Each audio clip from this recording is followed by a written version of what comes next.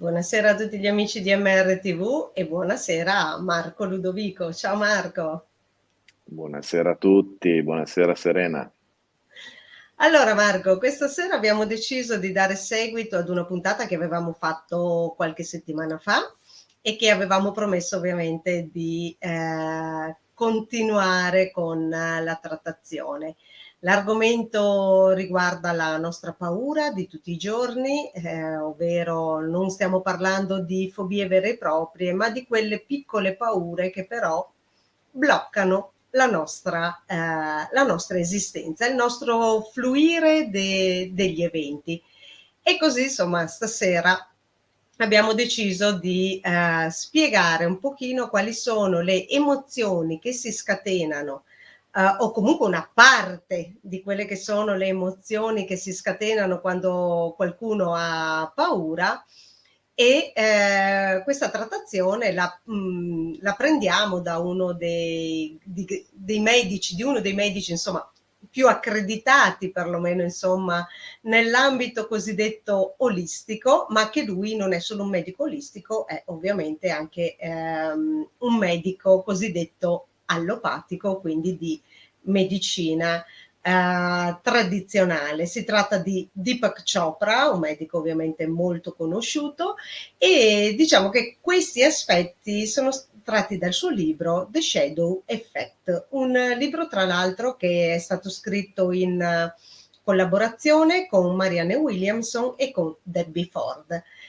La seconda parte invece sarà la descrizione delle varie paure che ne fa un altro ente, stavolta un ente cosiddetto incorporeo e che si tratta di Cryon. Cryon è l'entità del servizio magnetico che viene considerata diciamo, una delle entità più vicine al creatore, più vicine a Dio. Allora, noi stasera ovviamente non vogliamo star qua a disquisire esiste, non esiste, eccetera, ma vogliamo trattare quelli che sono i messaggi che questi due personaggi, questi due enti ci hanno trasmesso. E allora Marco, se dici, io inizierei ovviamente un po' a riprendere quello che era l'argomento che avevamo lasciato sulla paura l'altra volta, e magari vorrei insomma che magari introducessi tu qualcosina che poi andiamo a fare la trattazione vera e propria di questa sera. Assolutamente sì, come abbiamo visto l'altra volta è un argomento semi sconfinato, nel senso che ha 1000 possibili declinazioni, 1000 ganci con 1000 aspetti della nostra vita. Quindi può essere veramente un argomento infinito, se preso declinato in tutti gli aspetti veramente che viviamo tutti i giorni. Quindi penso sia importante trattarlo, anche perché come tutti i tabù, il primo modo per farlo cadere è parlarne, quindi diciamo che sicuramente male non ci fa, mettiamola così. Marco, mi viene adesso che hai detto parlarne, fa cadere il tabù. Come sempre, tu sai che io faccio dei riferimenti alla saga a cui alla saga che mi sta più a cuore in assoluto, Ormai. che è ormai Harry Potter. Ormai, insomma, anche le persone che magari prima non mi conoscevano iniziano a capire quanto mi sta a cuore questa saga. E se ti ricordi proprio, nella saga di Harry Potter si dice che il nome di Voldemort non deve essere pronunciato, ma colui che non deve essere nominato. E poi si dice anche che la paura del nome stesso non fa che incrementare la paura della cosa. Ecco, quindi il Mi ricordo parlarne. anche un altro cattivo che si chiamava proprio l'Innominato, in un altro scritto abbastanza famoso. Lasciamo agli ascoltatori scoprire quale. Non lo conoscono in tanti, era di nicchia, non ha avuto successo. Era molto più vicino a noi però, diciamo, rispetto alla Rowling, ecco, diciamo questo. E appunto il nominarlo significa proprio esorcizzarlo, e quindi questo è un aspetto molto interessante che hai portato in luce. Anche perché spesso e volentieri non si vuole parlare perché di una cosa, perché ciò che è diverso è pericoloso, e quindi non ne vogliamo parlare. Poi dobbiamo però stare attenti anche a non andare all'effetto contrario, cioè al parlarne talmente tanto da creare una forma pensiero. Ecco, questo è un altro aspetto ovviamente che bisogna sempre considerare, e quindi sappiamo che l'equilibrio sta nel mezzo. Sappiamo anche che la paura scaturisce da qualcosa di ignoto, e quindi se scaturisce da qualcosa di ignoto vuol dire che come esorcizziamo la paura? Conoscendola. Ecco perché nel momento in cui io, anche ritornando al discorso di prima, parlo di quella cosa, la nomino, inizio a conoscerla. Perché come si dice in alcuni ambienti, una cosa esiste perché c'è un nome che la descrive. Quindi se esiste la posso conoscere. E quindi ecco che andiamo a togliere tutti questi dubbi e queste conoscenze. Allora, andiamo a vedere innanzitutto quali sono le paure considerate più diffuse in questo, perlomeno nel nostro paradigma, nel nostro periodo e nel nostro paradigma.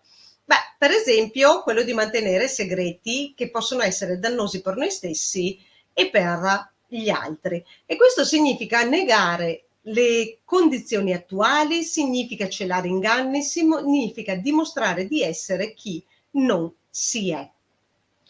Un altro aspetto è quello dei sensi di colpa o di vergogna. E qua, quando scaturisce questa paura? Scaturisce ovviamente quando noi facciamo errori. Perché? Perché fin da piccoli ci insegnano che non bisogna sbagliare. Ma ricordiamoci sempre che l'errore è l'ottava bassa della scoperta, quindi se io non faccio errori non scopro. Chi è che non fa errori? Chi non fa niente, chi non fa nulla. Altri aspetti sono quelli del giudizio e del lamento, che sono il trovare scuse, che sono modalità per motivare invece la paura. Cioè non faccio questo e faccio dell'altro, oppure proprio sto fermo, proprio perché giudico sbagliata una determinata azione, oppure mi lamento delle azioni degli altri. Ok? Gli altri e noi stessi? Quindi la cosa importante è farla, e fare soprattutto quella cosa che ci fa paura, perché è l'unica modalità, come abbiamo detto prima, per esorcizzarla e quindi conoscere. Altro aspetto è quello di incolpare gli altri, cioè il puntare il dito, che è un po' la conseguenza di quello che ho appena detto. Ma perché voglio incolpare gli altri? Perché così non mi prendo le mie responsabilità. Perché nel momento in cui io delego tutta la responsabilità agli altri, sono autorizzata a lamentarmi. In realtà dovrebbe essere l'esatto contrario: mi prendo le responsabilità, così togliamo giudizio e lamento da questo paradigma. Questo però avviene perché noi tendiamo ad ignorare le nostre debolezze e quindi andiamo a giudicare quelle degli altri, cioè è un po' un effetto specchio: vedo negli altri ciò che non accetto di me. Un altro aspetto che va a alimentare la paura è quello della separazione e dell'individualizzazione di qualsiasi aspetto, perché in questa maniera noi andiamo a creare delle identità distorte, andiamo a isolare, andiamo a porci con un senso di superiorità nei confronti degli altri. E alla fine un altro aspetto molto particolare è quello di lottare contro la paura, che è un'azione che viene fatta spesso, cioè lottare contro ciò che ci fa paura, contro ciò che ci spaventa. In realtà più combatto la paura, più la cresco, più aumento la sua energia e indebolisco me stessa. Ma tutto questo avviene facendo anche un'altra azione, cioè noi facciamo delle proiezioni in merito a queste paure. E quali sono queste proiezioni? Come ci dice appunto Deepak Chopra. Sono impossibilitato a vedere questa cosa in me e quindi immagino che ce l'hai tu o che ce l'hanno gli altri. Un po' il discorso della legge dello specchio che ho accennato poco fa. Se io rifiuto la rabbia, per esempio, vedo la violenza negli altri. In realtà io non la devo rifiutare la rabbia, la devo trasmutare, perché tutto ciò che rifiuto si alimenta all'esterno di me e alimentandosi all'esterno di me crea una paura interiore. Altri aspetti sono che io sono, per esempio, impossibilitata a provare amore incondizionato e quindi vedo gelosia negli altri. Percepisco le tentazioni come qualcosa che viene innescato dall'esterno invece che dalla mia mancanza di volontà. Altri aspetti che richiamano la proiezione è che io mi convinco che sono perfetta e tu invece no. E questa ovviamente, come ho appena detto, è una convinzione. E allora cosa si cela dietro a tutto questo? Si cela ulteriori proiezioni, cioè che quindi andiamo a fare proiezioni di proiezioni, ovvero un senso di superiorità. So di essere migliore di te e il problema è che tu non te ne accorgi. Un'altra proiezione è quella dell'ingiustizia. Perché? Perché non è giusto che accada a me, perché non me lo merito. Quando in realtà ognuno dovrebbe capire perché è successo a me, ma non un perché sterile, un perché che ci permetta di fare delle azioni diverse. Un'altra proiezione è quella dell'arroganza, cioè io sono la più grande di tutte e quindi la tua presenza mi irrita.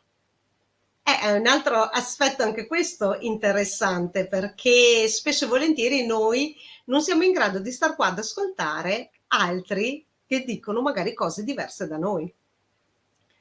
Poi abbiamo i cosiddetti atteggiamenti difensivi. Se mi attacchi non ti ascolto. E sull'ascolto ovviamente avremo tantissime cose da dire, ma ovviamente non lo trattiamo oggi. C'è la proiezione della condanna, cioè io non c'entro mai nulla, è sempre colpa tua. Oppure un'altra proiezione è quella dell'idealizzazione del prossimo. Faccio così perché lo fa anche la persona che è il mio idolo e quindi lo imito, quindi lo emulo. C'è un'altra proiezione che è quella del pregiudizio. Pregiudizio è, siccome io ho delle informazioni su quella persona, allora significa che quello che io penso è vero e quindi lo trasmetto anche a te. Quindi stai attento perché quello che ti dico io è la verità. Abbiamo la gelosia, che si traduce in un tipo ho capito bene che tu mi tradisci e che ami qualcun altro, che stai tentando di nascondermelo. E però, guarda caso, tutto questo poi può sfociare anche in cosa? In paranoia. Cioè, sono tutti pronti a fregarmi. E lo vedo sempre tra le righe. Tutto questo però nasconde dei sentimenti ben precisi, ovvero la proiezione di superiorità maschera la sensazione del fallimento, quella dell'ingiustizia, il senso di colpa perché rifiuto la responsabilità, quella dell'arroganza va a coprire l'ignoranza. Un atteggiamento difensivo eccessivo va a nascondere una debolezza. La condanna è nascondere le sentenze che io faccio nei confronti di me stessa. L'idealizzazione invece è un bisogno di attenzione. Il pregiudizio invece cela un senso di inferiorità, la gelosia invece un impulso alla trasgressione al quale uno si reprime e la paranoia cela un'ansia profondamente radicata. Marco, io mi fermo perché ovviamente la mia trattazione è stata alquanto lunga e voglio cedere ovviamente la parola a te. Ma a me è venuto in mente, soprattutto quando parlavi delle lamentele e delle accuse, delle colpe verso l'esterno, quanto avrebbero da lamentarsi storicamente 2 figure come la sfortuna o la malasorte, che dir si voglia, e il diavolo, che tornavano sempre buone, cioè qualsiasi cosa andasse male, paradossalmente tornava più utile il diavolo che non Dio a quel punto.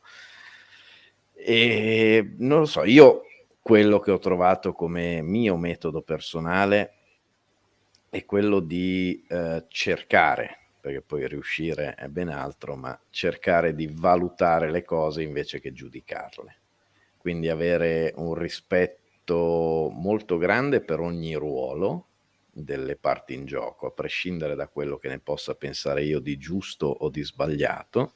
Faccio spesso l'esempio del gioco di guardie e ladri di quando si è bambini, e quindi non posso giudicare, male il ladro e bene la guardia, stanno mettendo in atto una scena dove entrambi sono necessari, e quindi a quel punto, nel momento in cui si smette di giudicare, teoricamente si smette di avere anche quella sorta di pregiudizio, quindi un giudizio che viene ancora prima dei fatti, e si riesce magari ad analizzare meglio i fatti, averne meno paura e, volendo, possibilmente riuscire anche a fare una scelta che poi sia quella corretta, quindi, ad avere la quadra di tutto quanto.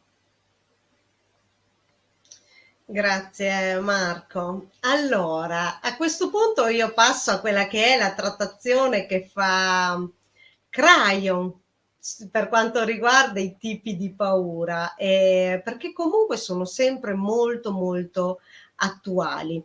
Innanzitutto Crayon ci dice, allora, per correttezza, Crayon è questa entità appunto del servizio magnetico che viene canalizzato da 3 persone a livello mondiale. Uno di questi, Lee Carroll, è il più famoso, ma ricordiamoci anche che abbiamo una persona in Italia che canalizza Crayon e che è Angelo Picco Barillari.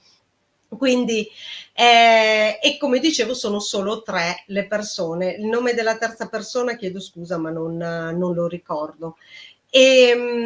Questa di cui voglio riportare alcune situazioni è una canalizzazione fatta da Lee Carroll, e Crayon ci dice che la paura è solo una sfumatura di luce e di amore, cioè è la sfumatura che noi scegliamo, è questione semplicemente di libero arbitrio. Infatti il contrario dell'amore non è l'odio, ma è la paura.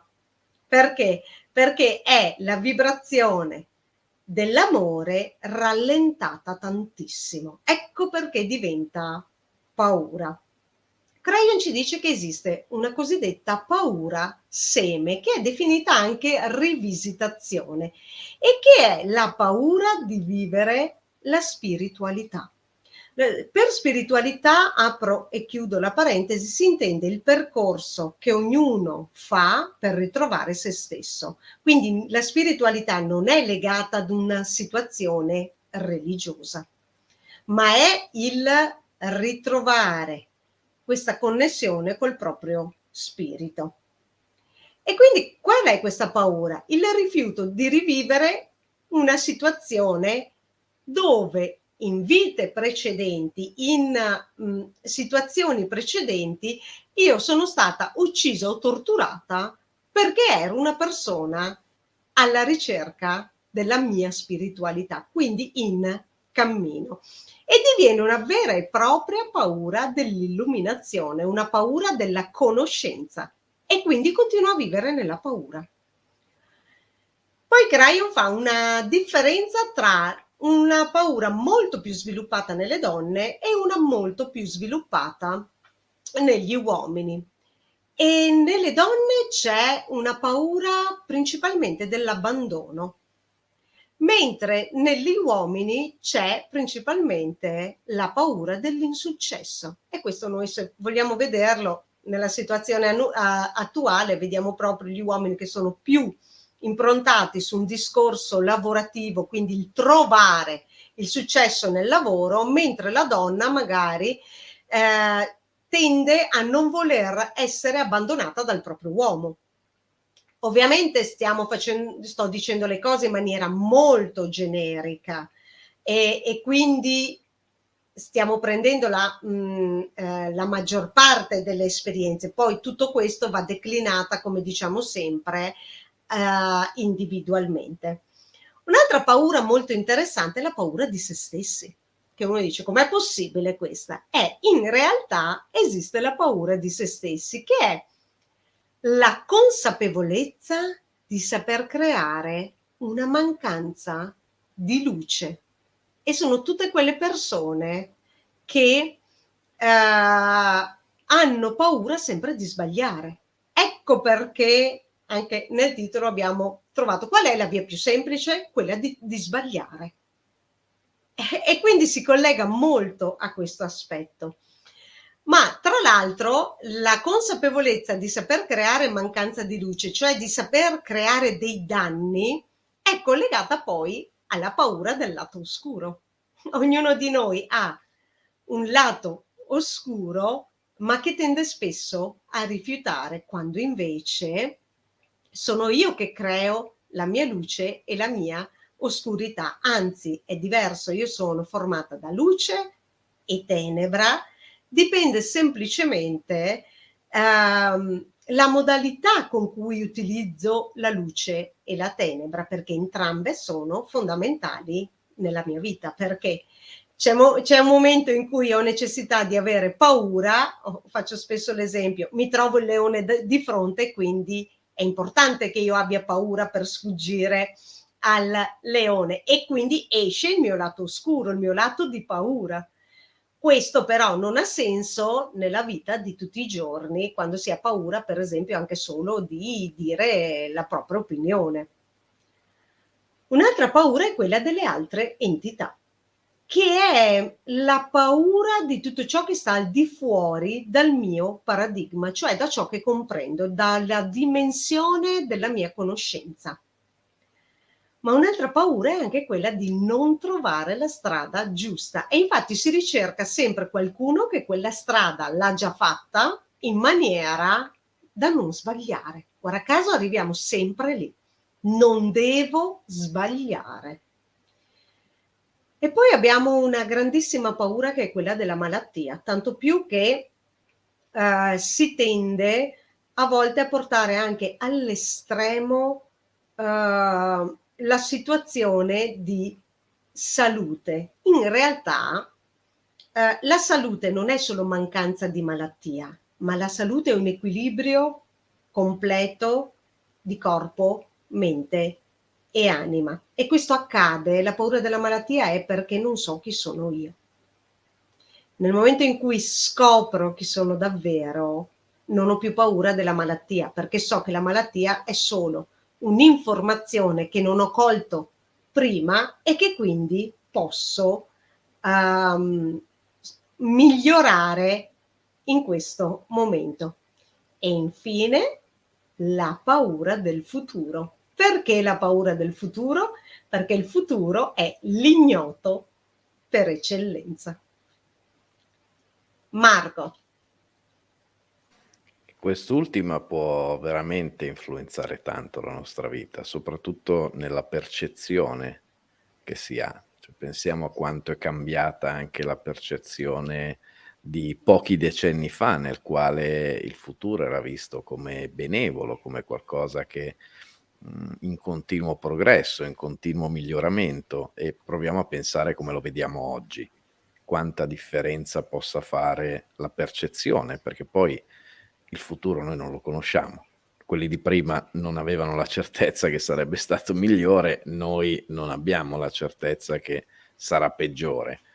E quindi in un certo modo forse partecipiamo con la nostra percezione già nel presente a costruire quello che poi ci aspetta in futuro, come succede per tutta la nostra vita. Un tempo si diceva: "Semina bene, raccoglierai i buoni frutti", o "Chi semina vento raccoglie tempesta". Quindi evidentemente ogni piccolo momento, ogni giorno, ogni mese della nostra vita poi contribuisce a creare un futuro e una prospettiva sia per noi che per quelli che ci circondano, quindi via via allargando la catena un po' per tutti.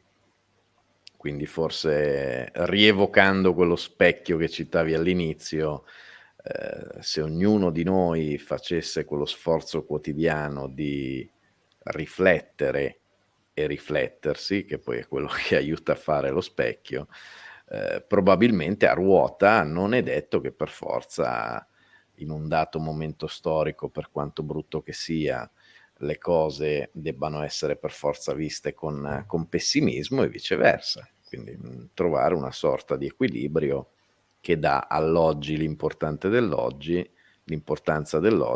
e che tenti di creare le basi per un domani migliore, invece che preoccuparsi o gioire di qualcosa che non si conosce ancora. Ma infatti noi vediamo spesso 2 caratteristiche: le persone che vivono o nel passato o nel futuro, dimenticandosi sempre il tempo presente, cioè dimenticandosi sempre che è nel frattempo che accade la vita e quindi rimangono o indietro o sono proiettati avanti, ma sempre sbilanciati. Cioè chi vive nel passato vive nella depressione e quindi ha paura di ciò che accade qui e ora. Allora preferisco rimanere nei ricordi, nei rammenti, a quei tempi quando le cose erano. Marco, se ti ricordi, anche ricordo in una trasmissione di Stampa e Omissis, avevamo fatto proprio questo, questo esempio che dicevamo la gente vuole tornare a com'era prima del Covid. In realtà noi dobbiamo andare avanti, non dobbiamo ritornare indietro. Quindi creare qualcosa di nuovo. Quando lo crei questo? Nel presente, non lo crei, non l'hai creato nel passato, non lo creerai nel futuro, lo puoi fare solo esclusivamente adesso. E quindi è la paura di vivere chi sei tu in questo momento. Mentre chi è nel futuro è costantemente in ansia perché ho paura di sbagliare, ho paura di non farcela e se non ho abbastanza tempo e quindi ci sono sempre queste due dicotomie. Se tu Che vivi il poi presente, sì, prego. che poi Serena, se ci pensi, basterebbe affrontarla da un punto meramente logico e banalmente la cosa più giusta sarebbe anche quella più semplice, mentre lo sforzo che si fa è quello più impensabile, perché appunto come dicevi, quelli quanti appunto conosciamo che vivono eternamente nel passato e che quindi continuano a sforzare la mente su qualcosa che poi sostanzialmente non esiste più. È stata, ma non esiste più. E quanti invece sentiamo sciolinarci e declinarci progetti futuri per i prossimi 30, 40, 50 anni e poi fan fatica a capire cosa devono fare la mattina per il pomeriggio. Quindi queste certezze granitiche verso ciò che non esiste più e ciò che è assolutamente ignoto e soggetto a 1.000.000 di variabili, quindi tutti gli sforzi più sovraumani possibili, tranne la cosa più ovvia e semplice del presente che si sta vivendo. Cioè anche da un punto di vista logico si spiega che non è logico, quindi ci deve essere un meccanismo che interviene. Quando non c'è la logica interviene sempre altro. Ma in effetti poi adesso dirò una frase che sicuramente anche tutti i nostri ascoltatori o quasi avranno sentito ancora e che è: il presente si chiama presente perché è un regalo. Continuiamo a rifiutare il regalo. E quindi rifiutando il regalo, rifiutiamo ciò che è in questo momento. Se noi invece viviamo il momento presente, certo avendo un obiettivo nel divenire, perché questo è importante, non è che noi non dobbiamo avere degli obiettivi, però è nel presente che lo costruiamo. Quindi ciò che io faccio adesso crea le basi per quello che sarà un istante, fra un istante, e poi quello che faccio fra un istante creerà le basi per l'istante successivo. Questo è il crearsi il proprio divenire. Ma per fare questo io mi devo staccare anche da ciò che è stato il passato, perché se vogliamo evolvere dobbiamo modificarci.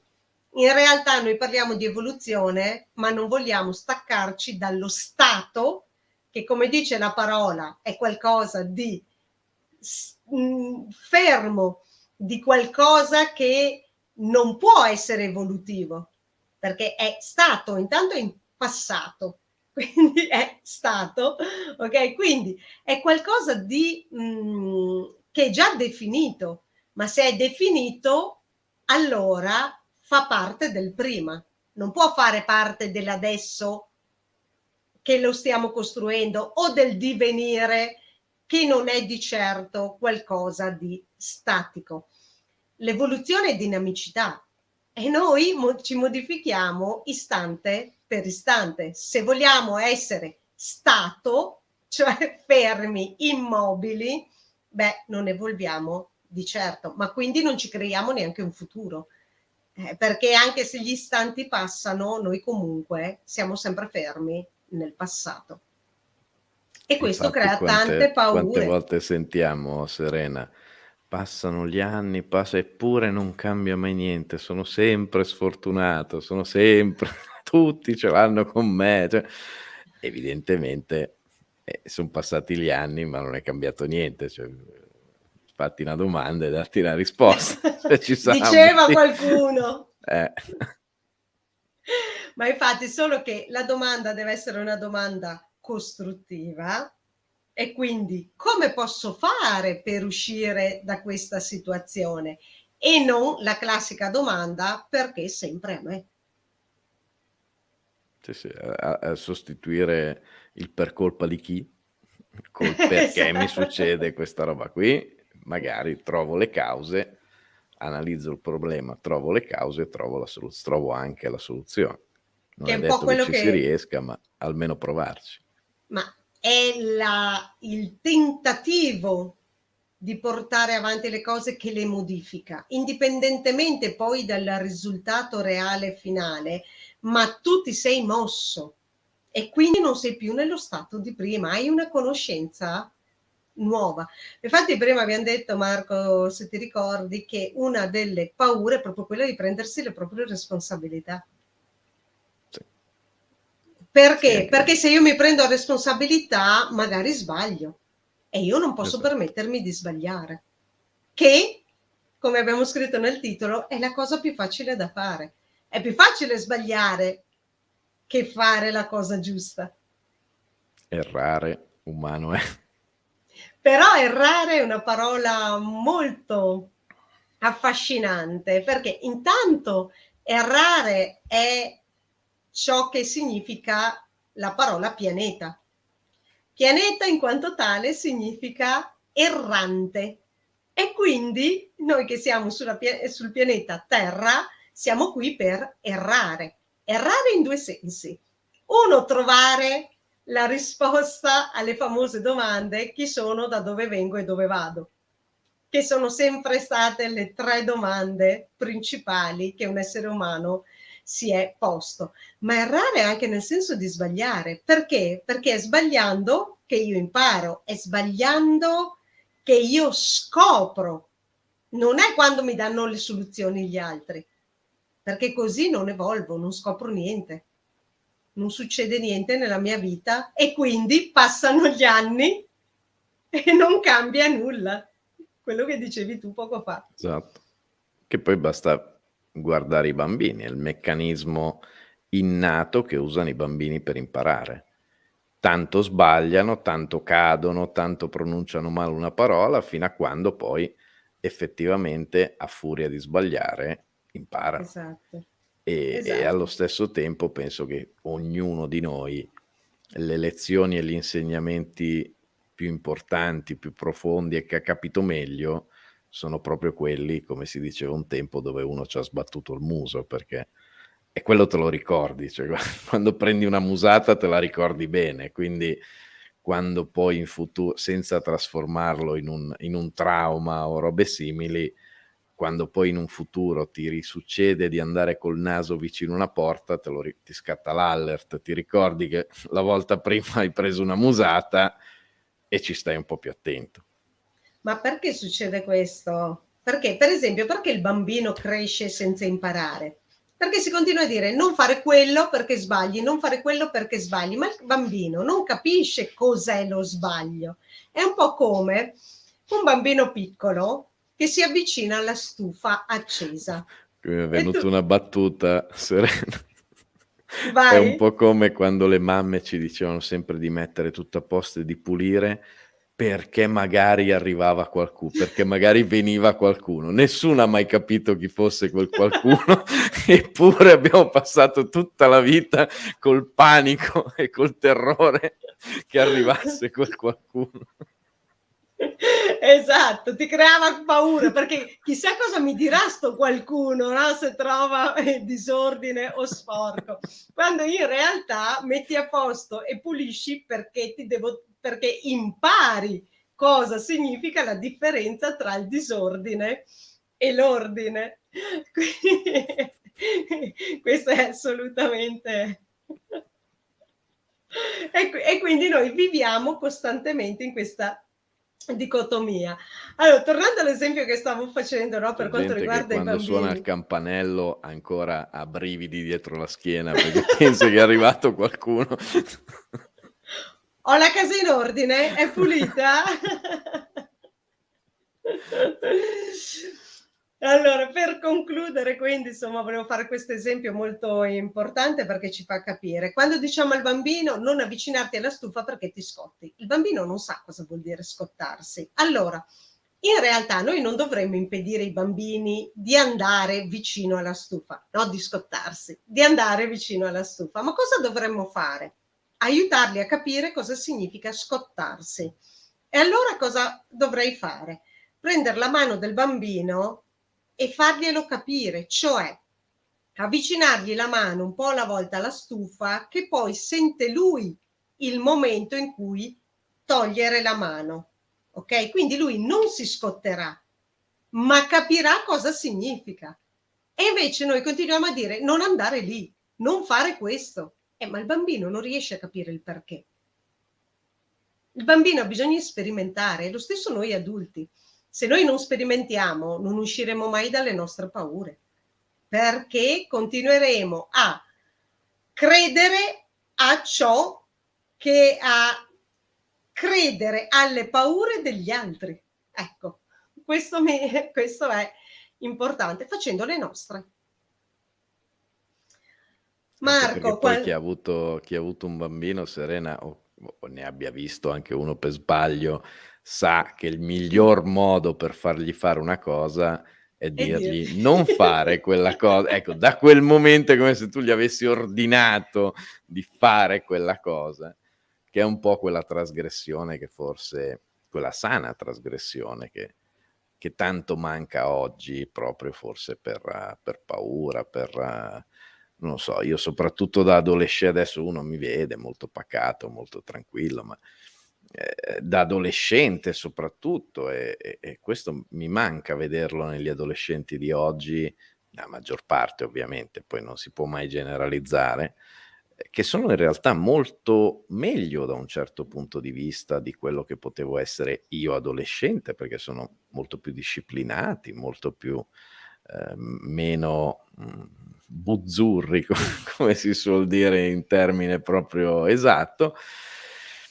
però forse troppo e certe stupidaggini, certe anche solo l'infrangere una regola, certe trasgressioni, cioè ce li si può permettere a una certa età. Quello che uno si può permettere di fare a 12 anni, con magari l'unica conseguenza di una lavata di capo, uno sberlone o esser definito un cretino, e non lo puoi più fare a 30 perché ti mettono in galera. Cioè, anche solo la o comunque ti reputano veramente uno scarto della società a quel punto, se ti comporti come uno di 12 anni.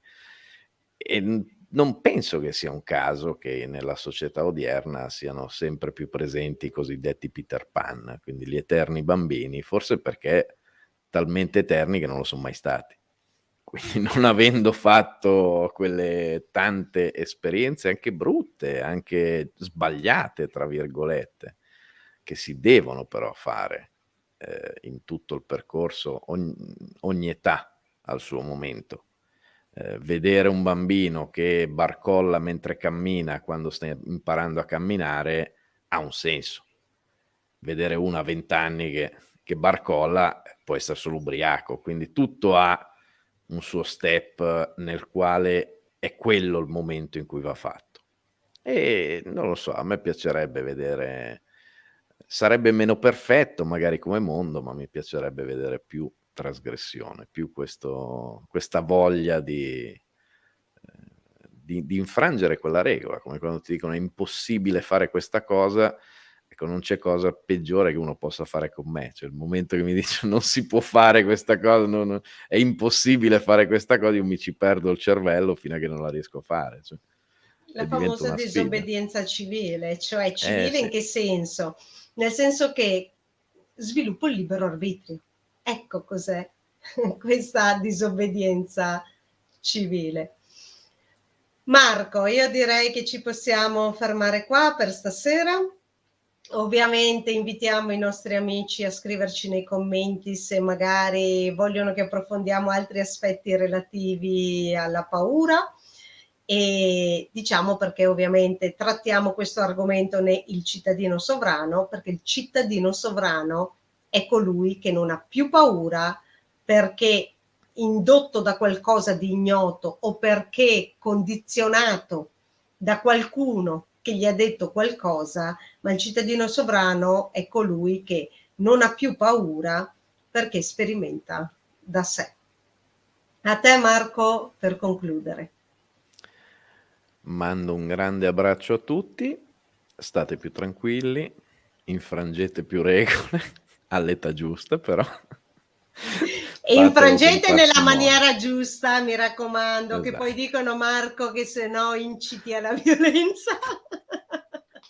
No, no, anche quella ci vuole a una certa età, cioè bisogna menar le mani, ma a una certa età. Una baruffa fra ragazzini è bellissima. Io le mie migliori amicizie le ho sviluppate subito dopo una bella baruffa, quindi ci stanno anche quelle. È più brutto quando si vede una a 30, 40 anni che s'azzuffano, lì come ne vediamo spesso in TV. Quindi fate quello che dovete nel momento in cui dovete.